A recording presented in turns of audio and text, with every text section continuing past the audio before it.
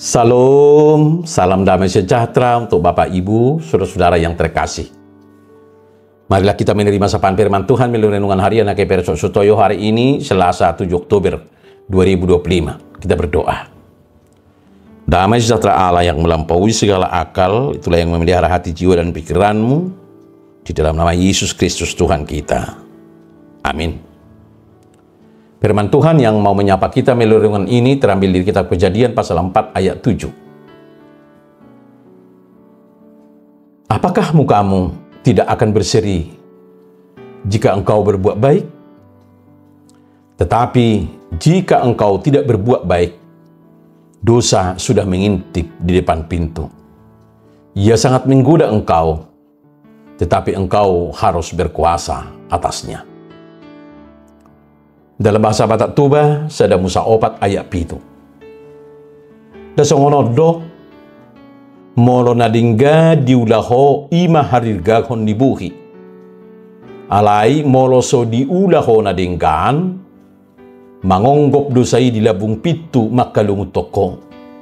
Alai ikoko mangarjaisa.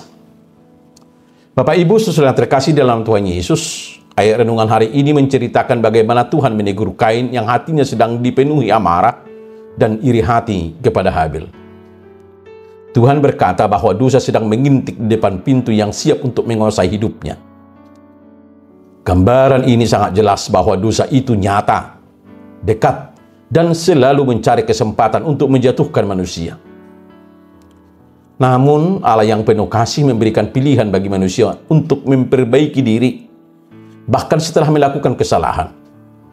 Sama seperti Kain, Tuhan juga tidak membiarkan hidup kita tanpa pengharapan.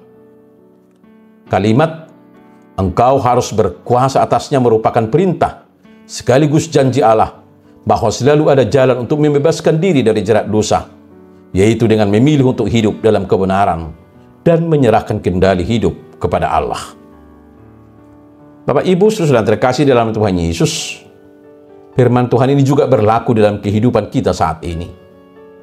Dalam keseharian kita, dosa dapat datang dalam bentuk yang sederhana. Misalnya, keinginan untuk marah, iri terhadap keberhasilan orang lain, berkata tidak jujur, dan menyimpan kebencian. Jika kita membiarkan pintu hati terbuka, dosa akan masuk dan menguasai hidup kita. Akibatnya, kita kehilangan sukacita dan damai sejahtera. Namun, jika kita milih untuk taat pada firman Tuhan, wajah kita akan berseri atau penuh sukacita karena hati kita dipenuhi terang Kristus. Berkuasa atas dosa berarti tidak membiarkan emosi dan keinginan jahat mengendalikan pikiran dan perasaan kita, melainkan menundukkannya di bawah kehendak Allah. Bapak Ibu, saudara yang terkasih di dalam nama Tuhan Yesus, akhirnya ayat ini mengingatkan kita sebagai orang percaya untuk tidak takut karena kita tidak berjuang sendirian.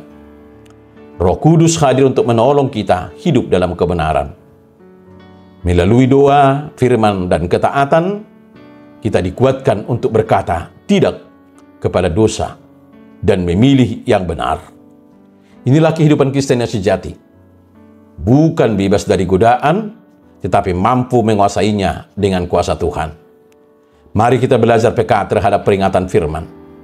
Segeralah berbalik ketika tergoda, dan hiduplah dengan hati yang bersih. Dengan demikian, kita sungguh-sungguh berkuasa atas dosa, bukan karena kekuatan kita, tetapi karena kuasa Kristus yang hidup di dalam kita. Amin. Kita berdoa. Tuhan Yesus, terima kasih untuk firman-Mu yang mengingatkan kami agar berkuasa atas dosa. Ampuni kami jika seringkali kami lengah dan membiarkan dosa menguasai hati kami. Tolong kami ya Roh Kudus, supaya mampu menolak godaan dan memilih hidup yang benar di hadapan-Mu. Jadikan kami pribadi yang wajahnya berseri karena ketaatan dan hidup yang menjadi berkat bagi sesama.